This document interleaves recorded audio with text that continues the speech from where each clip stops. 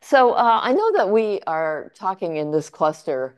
By the way, it's a fabulous cluster. I'm so impressed with the sort of work that you all have been doing. But we've been talking a lot about, you've been talking a lot about balancing equality and growth, and also the question of why some countries go down a path of greater equality versus a path of greater inequality. And countries have really different approaches to this. So I take as my examples in the book um, Britain and Denmark. And the Anglo neoliberal approach to this question of growth and equality is, first of all, growth is clearly precedent, and you have free markets for growth, you have limited involvement of government, residual social policies are created for the deserving poor, but at the same time, you have equality of opportunity to help entrepreneurial individuals. So equality of opportunity is kind of the major way in which they think about equality. Individuals are responsible for their own successes. There's a sense of rewarding the meritocracy. Now, the problem with that is that you, in a sense, justify inequality with equality of opportunity. So it's a kind of a way to limit other kinds of equality. Not doing well is your own damn fault. So the Nordic solution is quite different. And in this case, you have an idea that social investment policies can actually support growth. It's growth conforming, and a belief that growth and equality can be reconciled. So all the people supposedly get skills so that they can all contribute to a strong society. Now, that's, in a sense, a starting point for this book. That I've been really interested in this question of equality and, more importantly, social solidarity since I went to Denmark at the tender age of 17 as an exchange student. And I kept hearing this term, samfund, because I was young and dumb and overwhelmed by the fact that everybody I met spoke at least three or four languages. I was determined to learn Danish. I think people don't have the same incentives now because even Danes are speaking English all the time, but this was a long time ago, and it was a different era. But I kept hearing this word "samfund," and I wondered like what it meant because people talked about it in anthropomorphic terms, and it was almost like samfund was a really important person. And I wanted to say, why haven't met this guy yet? So samfund had been something of a mystery to me for a long time. Um, you see these differences.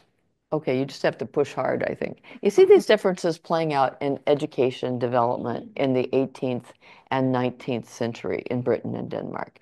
They developed remarkably different education systems. So Denmark is this shitty little country on the outskirts of Europe, very peripheral. Danes love it when I say that. And it creates the earliest mass education system in the world, except for Prussia, which isn't exactly a country. And at the point of secondary education development at the end of the 19th, beginning of the 20th century, Denmark creates a massive vocational training track, or it's a very kind of pluralist vocational training track, but it's very much prevalent.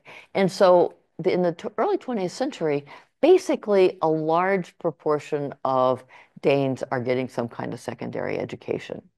Now, Britain goes down a very different route. It's the leader of the Industrial Revolution, so you expect it to create strong schools, etc. But in fact, it delays primary education system development until 1870. And you don't even have mandatory attendance until 1880. At the same time, even though it has all these industrial workers, it develops very limited vocational training programs. And in 1902, when they create the national secondary school system, it's very much along the grammar school lines. So after that, only 5% of British youth get any kind of secondary education. And you see British workers' skills declining tremendously across the 20th century. They've even started going in decline in the 19th century. So in a sense, this is a trading places kind of story, where Denmark starts out with serfs, with very little skills. They kind of go to Britain, in fact, to admire British workers. Denmark becomes Denmark, which is this emblem of the kind of equal good society. Also, the people that claim that the U.S. can't have Greenland. What's going on with that? Anyway, I don't want to go down that rabbit hole because if I start talking about American politics, we'll be here all day. There are huge reasons for Denmark becoming so equal, um, and this education is a big part of it. Social investment rather than redistribution raises up the skills and wages of the working class from the bottom up. So far, all of this you guys know. Um, but I just want to say one more thing to kind of introduce my own work, which is you see these profound policy differences in many, many areas, persisting through long-term institutional change, not only in education, but also in a lot of policy areas where countries start on a track. And even though there are kind of ebbs and flows on the track, they still seem to have a kind of ethos of policy development. So Britain, for example, if you look at Thatcher's Education Act of 1988, a lot of that was actually anticipated by the Reform Act of 1862. And it's very interesting to see how these things play out, that these countries go through massive socioeconomic changes, and yet they seem to persist on their tracks. And so I think these long-term continuities through moments of economic, social, and political change are really interesting for us to think about as scholars. Why similar policy responses happen through radical reforms. And also why we see these historical antecedents to contemporary debates. And I would say that you see these historical antecedents at least as early as the 18th century. I certainly did in this book on education. So before parties are created, before unions, before employers associations, you get these kind of characteristic approaches to public policy.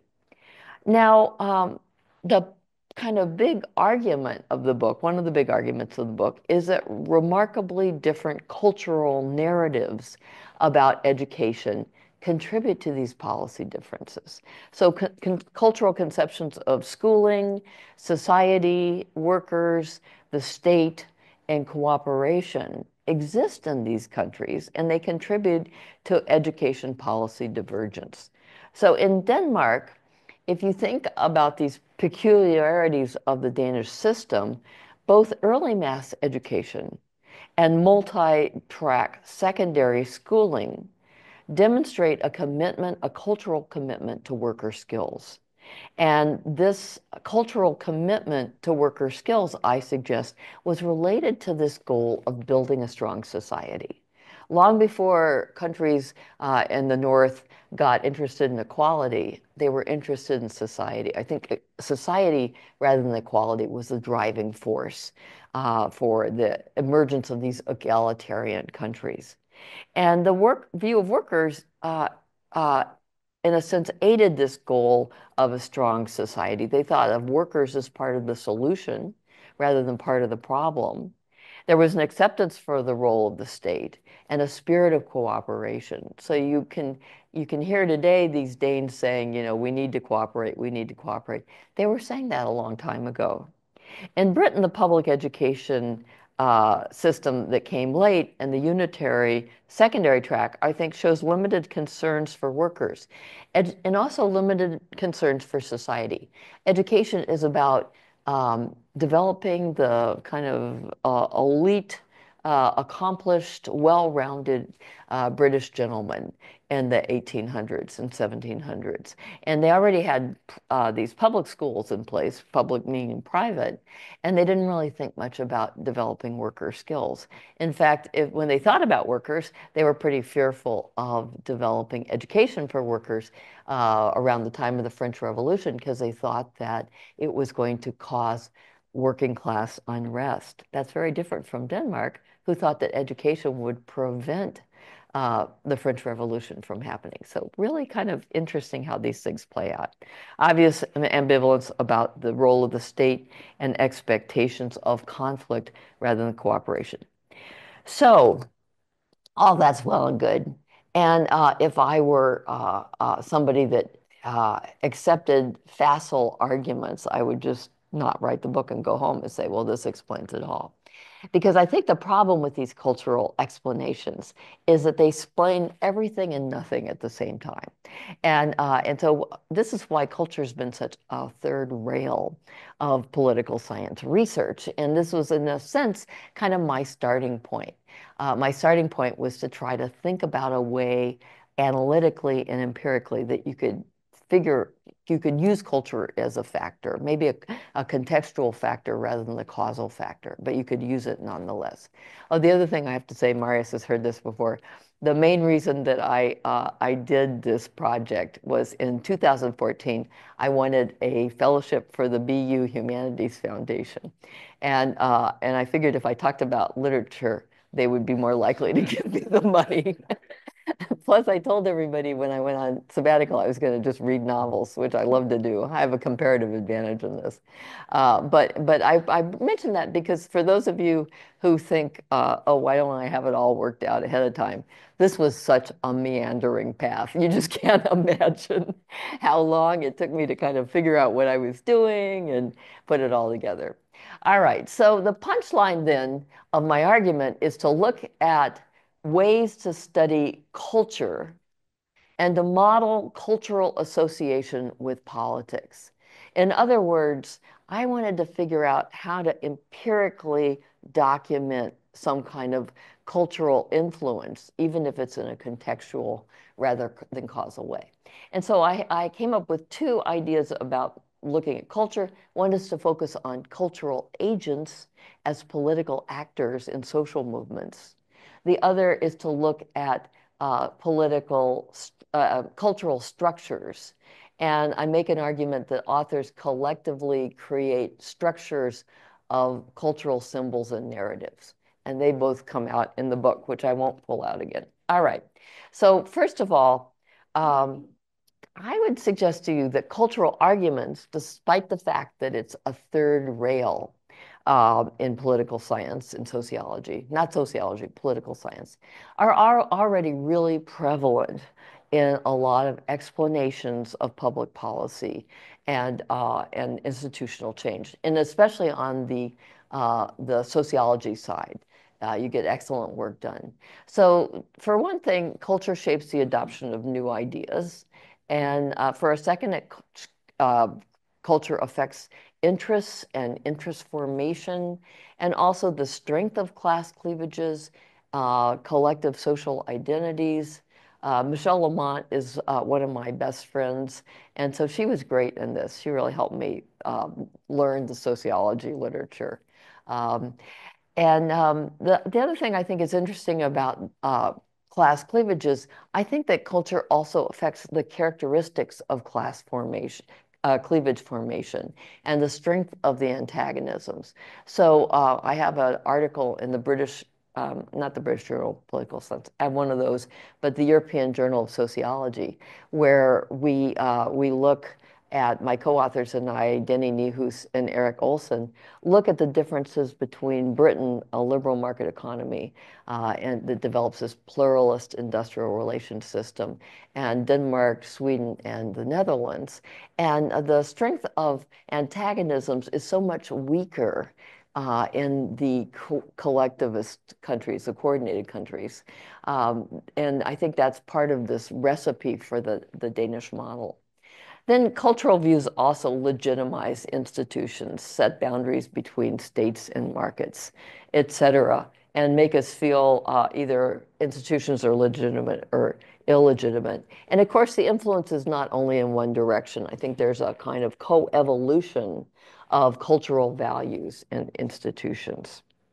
So that said, even though there are all these cultural arguments, um, there are, I think, a lot of different ways of looking at culture and problems, in a sense, with some of these ways. So one is this idea of culture and institutional norms that Scott and others have developed. But those arguments can be kind of tautological because you say, well, it's the cultural norms and institutions that cause policy outcomes, but often the policy outcomes are the institutions themselves, and it's hard to sort of separate out what constitutes culture and institutions and what constitutes institutions themselves. A second way is what Bourdieu develops, which is the idea of cultural agents in social fields. And he has this argument that writers in the 1700s challenge rulers and constitute their own autonomous source of influence on political development.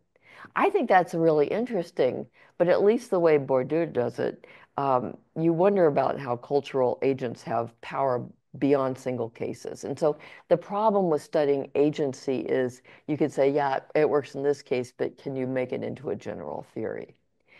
Um, Another one is culture and everyday practices. Robert Fishman has talked about this, like cultural influences on parenting or political participation.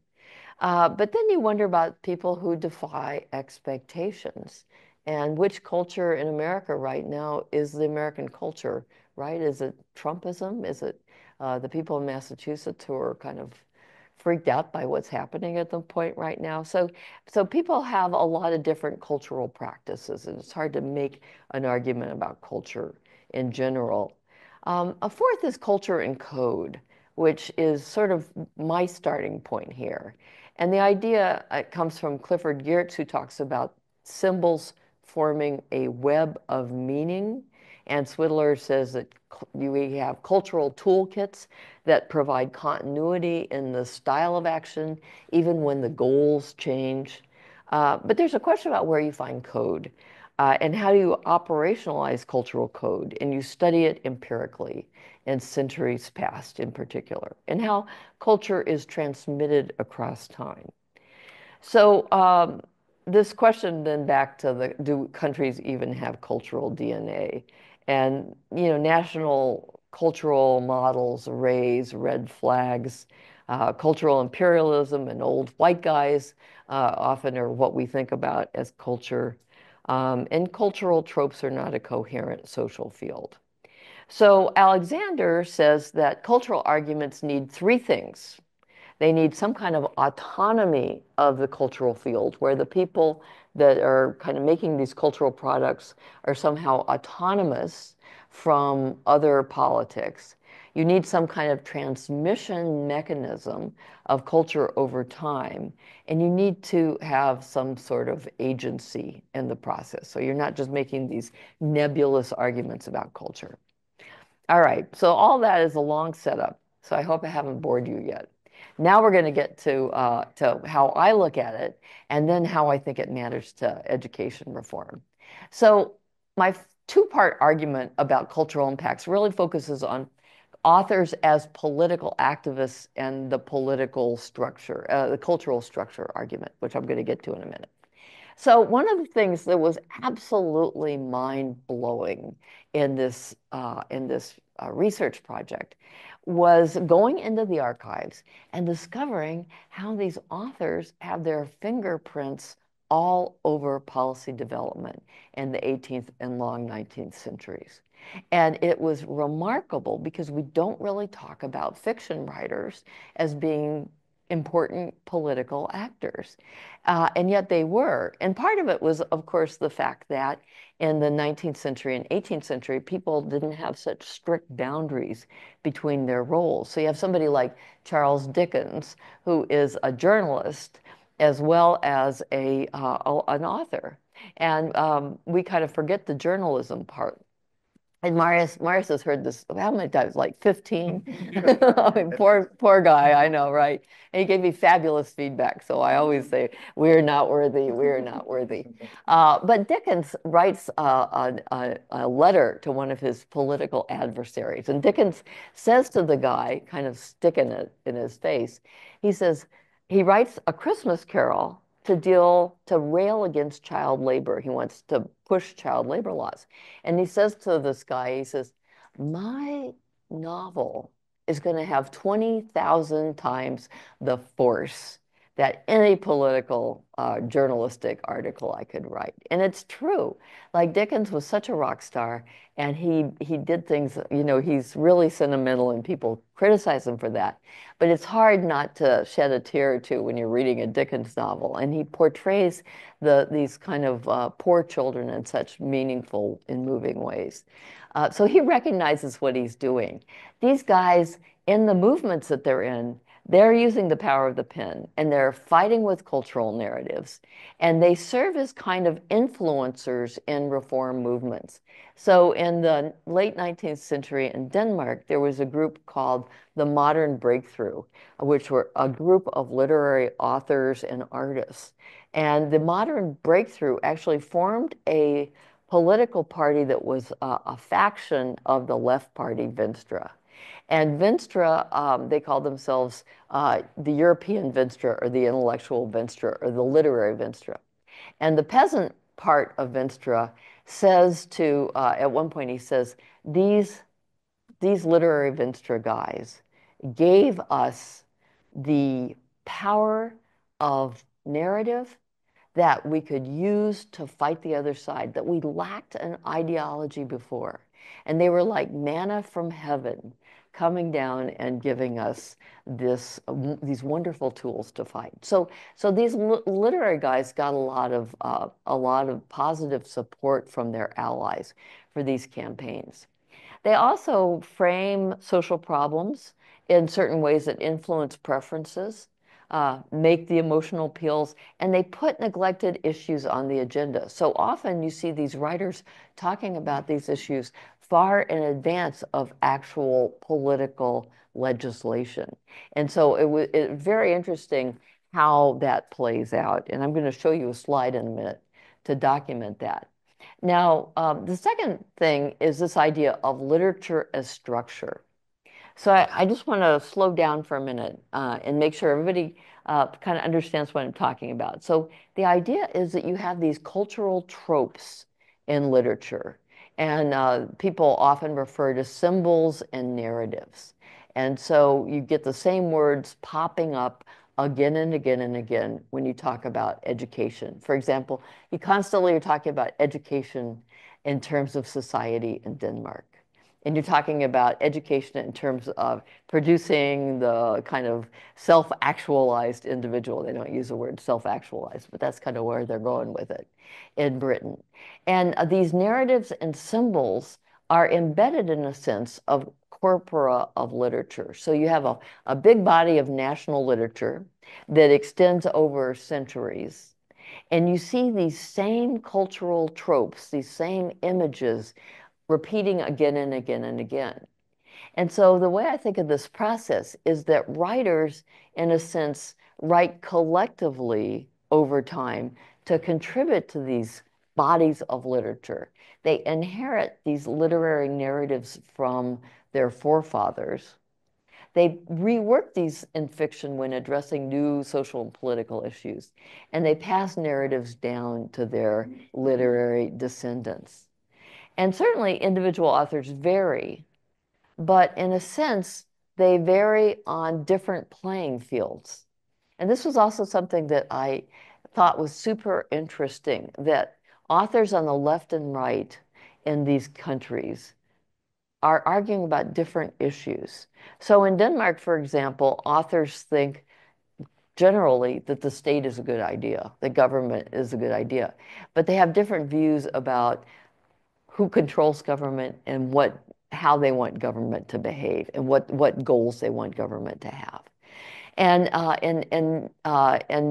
in Britain, it was so interesting to me that you have these Victorian authors, people like Elizabeth Gaskell. And does that need to happen? Is there something I can do to get rid of that?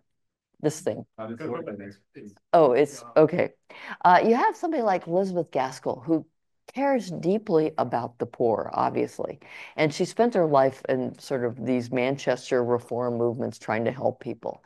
And yet at the same time, Elizabeth Gaskell talks about culture of poverty. And the narratives are very much about how the poor have a bad culture and that we have to fix it, and they rail about it continuously. Whereas in Denmark, that's much less important. All right, so how to measure these things?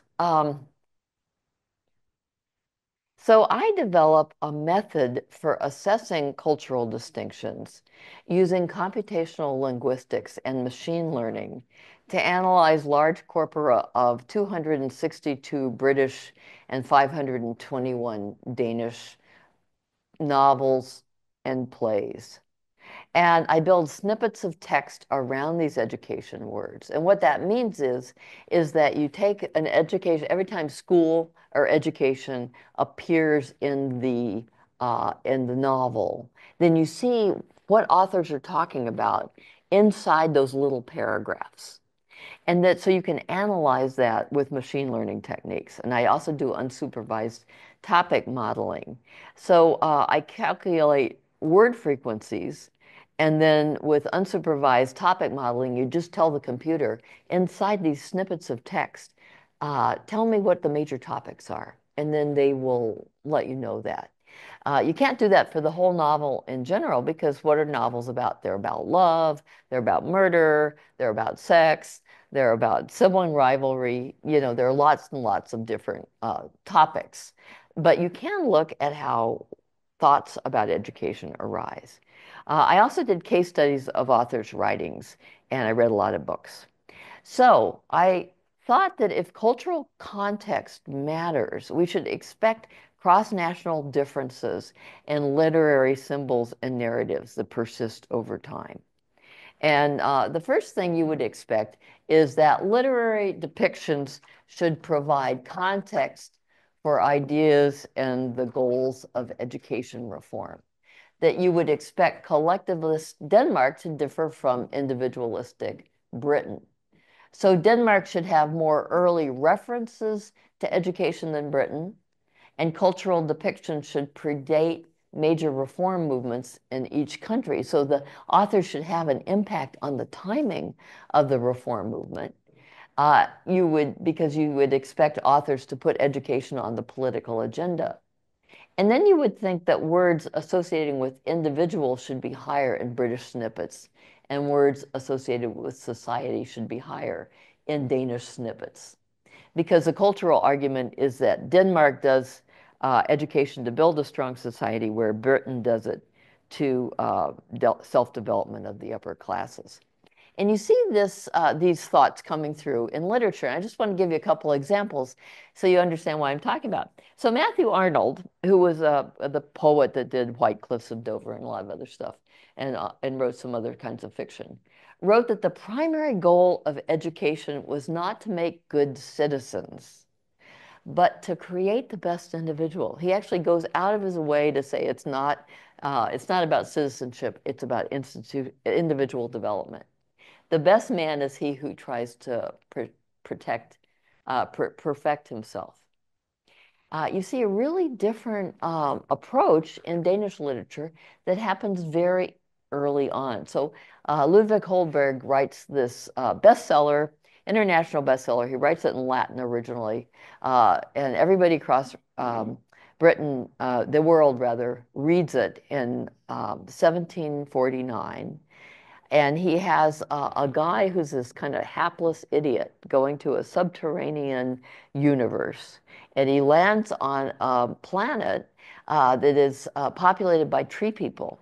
So Tolkien is a huge fan of Holberg. He's a huge student of Holberg. And so the Ents in Lord of the Ring actually come out of Holberg.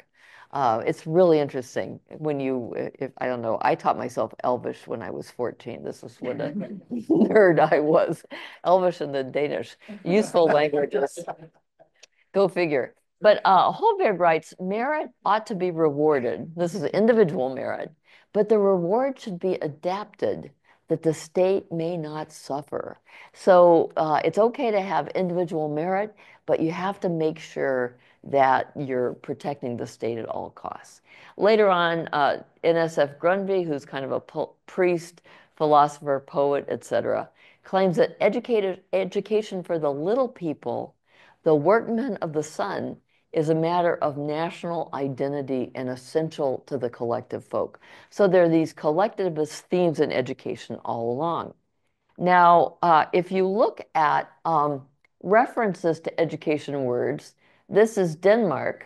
You see authors talking about education much more than British authors. This starts in 1720. You see an increase before the Danish reform in 1814. And then it kind of falls off while they start talking about other things. And then there's a blip again toward the end of the 19th century when they're doing a lot of vocational training development, etc. Britain is lower than Denmark, but this is before the 1870 law. You see authors talking much, much more about education. It becomes a big theme and then falls off again. Frequency of individual words in these two countries, really interesting. So here's Britain. You can see across the period, higher individual words. They start to talk more about society toward the end of the 19th century. This is partly because you have people like Kipling who are pushing education as for the working man as a way to preserve British imperialism. So he's on the right. You also have people like T.H. Green, who's a student of Hegel, who's saying we Brits need to start paying attention to collectivist concerns. And so Green sort of really tries hard to change the nature of British discussion, but there's still a lot of stuff about individualism. If you look at society words, you get a very different picture. So here's Denmark, much higher through this period. Little drop off at the end of the 19th century, and part of this is genre because Danish authors are writing these modernist novels that don't really have big ideas as much. And then here's Britain, where you have many lower references.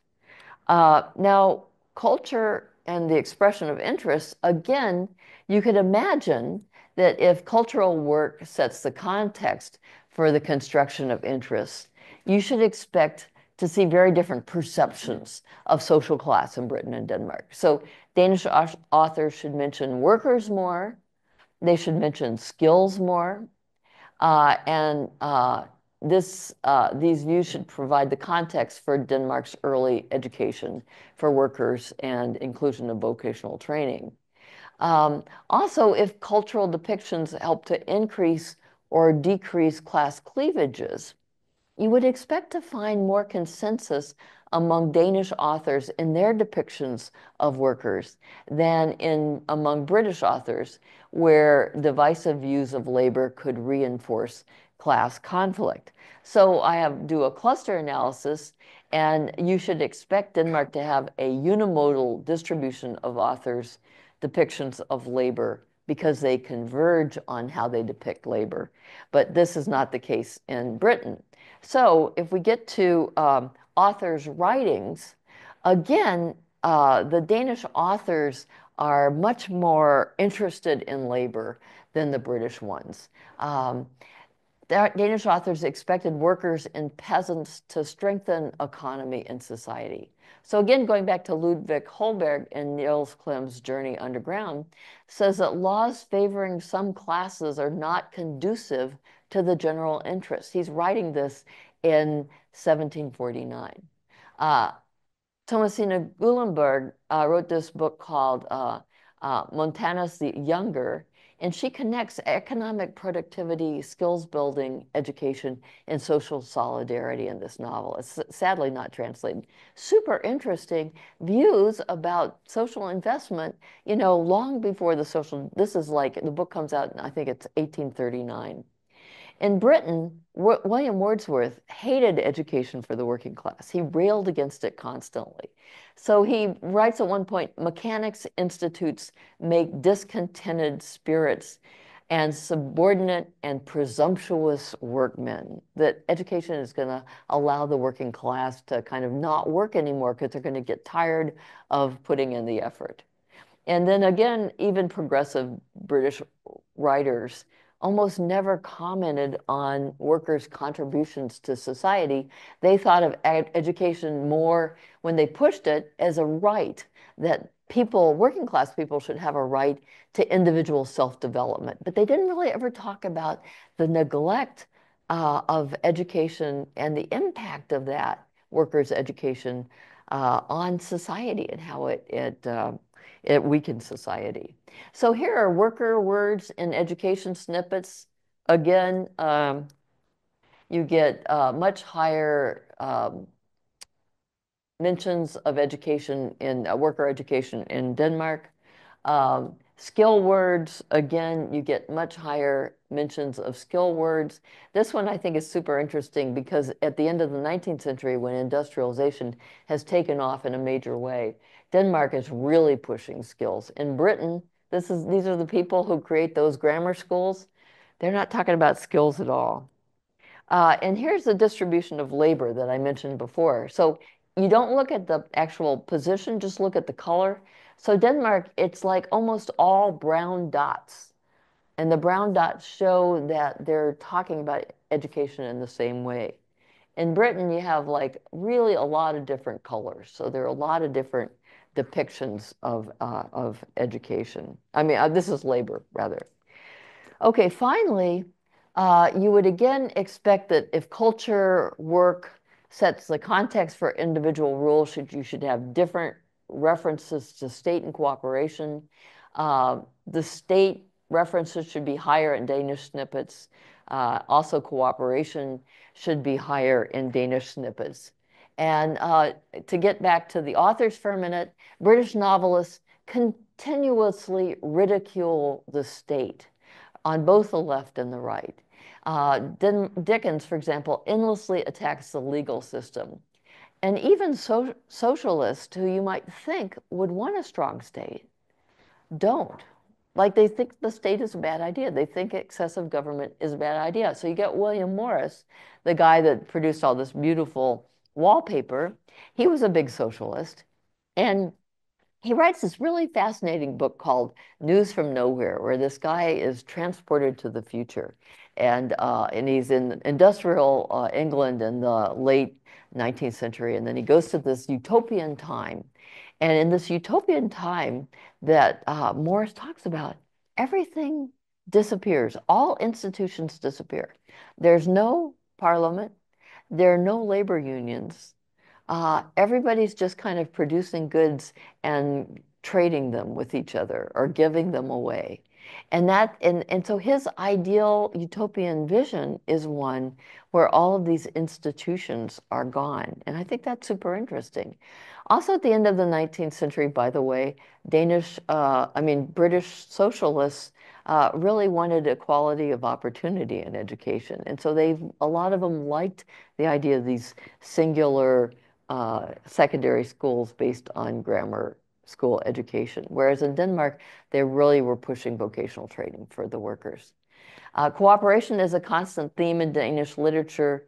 Johannes Ewald's epic poem, The Death of Balder, is this romantic comedy from 1780.